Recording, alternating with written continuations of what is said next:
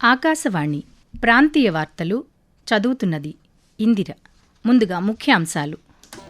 దీన్ దయాళ్ ఉపాధ్యాయ గ్రామీణ కౌశల్య యోజన ద్వారా గ్రామీణ పేద యువతకు నైపుణ్య శిక్షణ, ఆర్థిక సాధికారత అందుతోందని కేంద్ర మంత్రి పెమ్మసాని చంద్రశేఖర్ అన్నారు.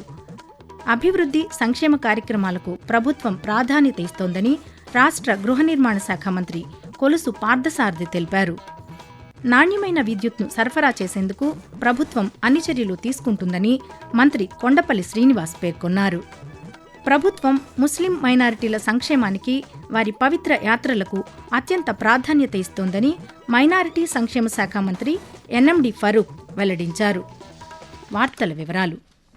దీన్ దయాళ్ ఉపాధ్యాయ గ్రామీణ కౌశల్య యోజన ద్వారా గ్రామీణ పేద యువతకు సమయానుకూల నైపుణ్య శిక్షణ, ఆర్థిక సాధికారిత అందుతోందని కేంద్ర గ్రామీణాభివృద్ధి, కమ్యూనికేషన్ల శాఖ సహాయ మంత్రి పెమ్మసాని చంద్రశేఖర్ అన్నారు. గుంటూరు జిల్లా తెనాలి మండలంలోని బుర్రిపాలెం గ్రామంలో దీన్ దయాళ్ ఉపాధ్యాయ గ్రామీణ కౌశల్య యోజన కింద శిక్షణ పొందిన అభ్యర్థులకు ఉద్యోగ నియామక పత్రాలను ఆయన ఈరోజు అందజేశారు. ఈ సందర్భంగా కేంద్ర మంత్రి పెమ్మసాని చంద్రశేఖర్ మాట్లాడుతూ, ఈ కార్యక్రమం అనేది ఒక్కొక్కరికి 75,000 రూపాయల ఖర్చుతో కూడినటువంటి కేంద్ర రాష్ట్ర ప్రభుత్వాల ప్రోగ్రామ్ ఇది. అంటే కేంద్రం 60% డబ్బులు ఇస్తుంది, స్టేట్ గవర్నమెంట్ 40% డబ్బులు ఇస్తే రెండిటి భాగస్వామ్యంలో మీకు ఇక్కడికి ఇచ్చినటువంటి అకామిడేషన్ గానీ, ఫుడ్ ఫెసిలిటీస్ గానీ, అదే విధంగా ట్రైనింగ్ కి సంబంధించినటువంటి ఖర్చులు ఇవన్నీ కూడా వస్తాయి. కూటమి ప్రభుత్వం 20 లక్షల ఉద్యోగాలు ఇవ్వాలనేటువంటి ఒక సంకల్పంతో ముందుకు వెళ్తా ఉన్నాం.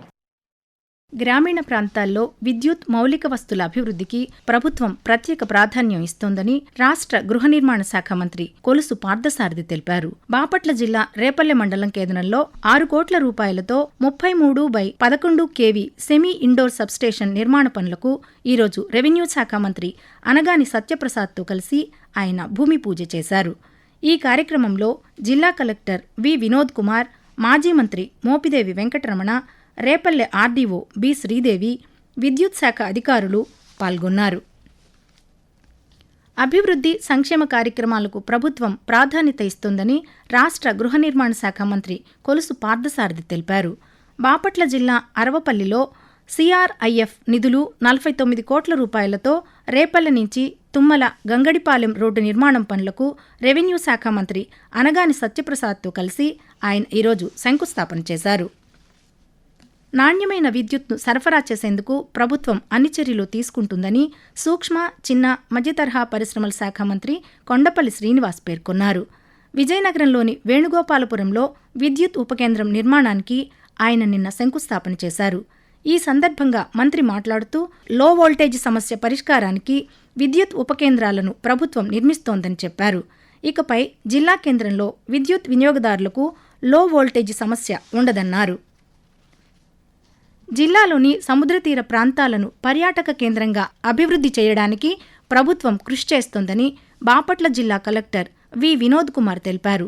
జిల్లాలోని వేటపాలెం మండలం రామాపురం సముద్ర తీరంలో నూతనంగా ప్రారంభించనున్న అడ్వెంచర్ స్పోర్ట్స్ ప్యారా గ్లైడింగ్ను ఆయన నిన్న చీరాల శాసనసభ్యులు ఎంఎం కొండయ్యతో కలిసి పరిశీలించారు. జిల్లాలో టూరిజాన్ని మరింత అభివృద్ధి చేసి పర్యాటకులను ఆకర్షించే దిశగా చర్యలు తీసుకుంటున్నట్లుగా కలెక్టర్ వినోద్ కుమార్ పేర్కొంటూ, చీరాల రామాపురం బీచ్ ఈ రోజుకి వీకెండ్స్ లో చాలా వరకు యాత్రికులే వచ్చి ఈ యొక్క సుందరమైన ప్రాంతాన్ని ఎంజాయ్ చేసి వెళ్తున్నటువంటి ఒక లొకేషన్ మన బాపట్ల జిల్లాలో ఉంది. ఇక్కడికి వచ్చినప్పుడు బీచ్ మాత్రమే ఉండడం వలన చాలా రోజుల నుంచి అడ్వెంచర్ స్పోర్ట్స్ యాక్టివిటీస్ పెంచితే చాలా బాగుంటుంది అని చెప్పడం జరిగింది. సో ఈ రోజు అది సాకారం అయింది. ఏపీ టూరిజం డెవలప్మెంట్ కార్పొరేషన్ వారికి ప్రత్యేకమైన ధన్యవాదాలు తెలియజేసుకుంటున్నాను. ప్రభుత్వం ముస్లిం మైనారిటీల సంక్షేమానికి, వారి పవిత్ర యాత్రలకు అత్యంత ప్రాధాన్యత ఇస్తోందని మైనారిటీ సంక్షేమ శాఖ మంత్రి ఎన్ఎండి ఫరూక్ తెలిపారు. కృష్ణా జిల్లా గన్నవరంలో 2వ విడత హజ్ యాత్రికుల ప్రయాణాన్ని జెండా ఊపి ఆయన ఈరోజు ప్రారంభించారు. ఈ సందర్భంగా మంత్రి మాట్లాడుతూ, నేడు చివరి విడతగా 179 మంది యాత్రికులు పవిత్ర హజ్ యాత్రకు వెళ్లినట్లు చెప్పారు. భవిష్యత్తులో యాత్రికుల సంఖ్యను పెంచేందుకు ప్రణాళికలు రూపొందిస్తున్నామని వివరించారు. ఆకాశవాణి ప్రాంతీయ వార్తలు వింటున్నారు. దేశవ్యాప్తంగా మహిళా శిశు అభివృద్ధి మంత్రిత్వ శాఖ ఆధ్వర్యంలో 8వ పోషణ్ పక్వాడా 2026 కార్యక్రమాలు కొనసాగుతున్నాయి. ఈ సంవత్సరం పోషణ్ పక్వాడా శిశువుల్లో మొదటి 6 సంవత్సరాల్లో మెదడు అభివృద్ధి గరిష్టంగా పెంపొందించడం అనే ఇతివృత్తంతో నిర్వహిస్తున్నారు. అంగన్వాడీ కేంద్రాల ద్వారా అవగాహన కార్యక్రమాలు, పోషణ పంచాయతీలు, ఆటల ఆధారిత అభ్యసన కార్యక్రమాలు చేస్తున్నారు. చిన్నారుల్లో ఆరోగ్యకరమైన జీవనశైలి, స్క్రీన్ టైం తగ్గింపు వంటి అంశాలపై ప్రచారం చేపట్టారు. ఇంటర్ 2వ సంవత్సరం విద్యార్థులకు బెటర్మెంట్ పరీక్షలకు అవకాశం కల్పిస్తున్నట్లు ఇంటర్ విద్యామండలి డైరెక్టర్ రంజిత్ బాషా ఒక ప్రకటనలో తెలిపారు. వచ్చే నెల 21వ తేదీ నుంచి జూన్ 4వ తేదీ వరకు పరీక్షలు జరుగుతాయని, ఈ నెల 27వ తేదీలోపు ఫీజు చెల్లించాలని వెల్లడించారు. ప్రాక్టికల్ పరీక్షలకు మాత్రం ఇంప్రూవ్మెంట్ అవకాశం లేదని, మొదటి సంవత్సరం తరహాలోనే 2వ సంవత్సరం విద్యార్థులకు బెటర్మెంట్ పరీక్షలు ఉంటాయని వివరించారు. రైతులు రసాయన ఆధారిత వ్యవసాయానికి దూరమై సహజ వ్యవసాయ పద్ధతులను అవలంబించాలని తిరుమల తిరుపతి దేవస్థానం పాలకమండలి సభ్యుడు భానుప్రకాష్ రెడ్డి పేర్కొన్నారు. తిరుపతిలోని మహతీ కళాక్షేత్రంలో ఆంధ్రప్రదేశ్, తెలంగాణ రాష్ట్రాలకు చెందిన ప్రకృతి వ్యవసాయదారుల సమ్మేళనం, ప్రదర్శన నిన్న నిర్వహించారు. ఆరోగ్యకరమైన భవిష్యత్తు కోసం సేంద్రియ రైతులను ప్రోత్సహించడం చాలా అవసరమని టీటీడీ పాలకమండలి సభ్యుడు భానుప్రకాష్ రెడ్డి తెలియజేస్తూ, ఆరోగ్యం బాగుండాలంటే ఆర్గానిక్ ఫుడ్ తినాల. కాబట్టి ఇలాంటి ఆర్గానిక్ రైతుల్ని ప్రోత్సహించాల్సిన అవసరం ఉంది. రైతన్నలే ఈ దేశానికి వెన్నుముక. సాక్షాత్తు వెంకటేశ్వర స్వామికి పెట్టే నైవేద్యం కూడా మన రైతన్నలు పండించుంటే పంటనే నైవేద్యంగా పెడతాం. ఇలాంటి ఆర్గానిక్ ఫెస్టివల్స్, సేంద్రియ వ్యవహారంతో చేసే ఈ వంటలు, ఈ పంటలు బాగా వాడే విధంగా ముందుకు పోవాలని చెప్పి మనస్ఫూర్తిగా కోరుకుంటున్నాం. పాలిసెట్ 2026 హాల్ టికెట్లను ఆన్లైన్లో అందుబాటులోకి తెచ్చినట్లు రాష్ట్ర సాంకేతిక విద్యా శిక్షణ మండలి కార్యదర్శి జీవీవి సత్యనారాయణమూర్తి ఒక ప్రకటనలో తెలిపారు. పాలిటెక్నిక్ ప్రవేశ పరీక్షను ఈ నెల 25వ తేదీ ఉదయం 11:30 నుంచి మధ్యాహ్నం 1 గంట వరకు నిర్వహిస్తున్నట్లు చెప్పారు. అభ్యర్థులు తమ హాల్ టికెట్లను వాట్సాప్ గవర్నెన్స్ నంబర్ 9552230009కు మెసేజ్ చేసి లేదా అధికారిక వెబ్సైట్ నుంచి డౌన్లోడ్ చేసుకోవచ్చని వెల్లడించారు. ఇండియన్ ప్రీమియర్ లీగ్ IPL 2026లో Kolkata Knight Riders, Rajasthan Royals జట్ల మధ్య మ్యాచ్ ఈరోజు జరగనుంది. కోల్కతాలోని ఈడెన్ గార్డెన్స్ క్రికెట్ స్టేడియంలో ఈ మధ్యాహ్నం 3:30కు మ్యాచ్ ప్రారంభం కానుంది. మరో మ్యాచ్లో Punjab Kings, Lucknow super Giants జట్లు తలపడనున్నాయి. న్యూ చండీగఢ్లోని మహారాజా యదవేంద్ర సింగ్ అంతర్జాతీయ క్రికెట్ స్టేడియంలో ఈ రాత్రి 7:30 మ్యాచ్ ప్రారంభం కానుంది. నిన్న జరిగిన మ్యాచ్లో రాయల్ ఛాలెంజర్స్ బెంగళూరుపై ఢిల్లీ క్యాపిటల్స్ జట్టు విజయం సాధించగా, మరో మ్యాచ్లో చెన్నై సూపర్ కింగ్స్పై సన్ రైజర్స్ హైదరాబాద్ జట్టు గెలుపొందింది.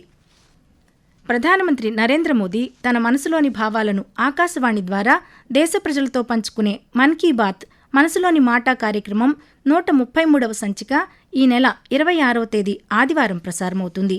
మన్ కీ బాత్ కార్యక్రమానికి ప్రజలు తమ సూచనలు అందించాలని ప్రధానమంత్రి కోరారు.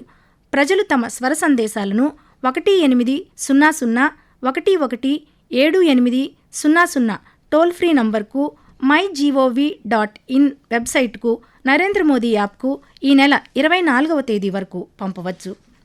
ఆకాశవాణి ప్రాంతీయ వార్తలు ముగించే ముందు ముఖ్యాంశాలు మరోసారి.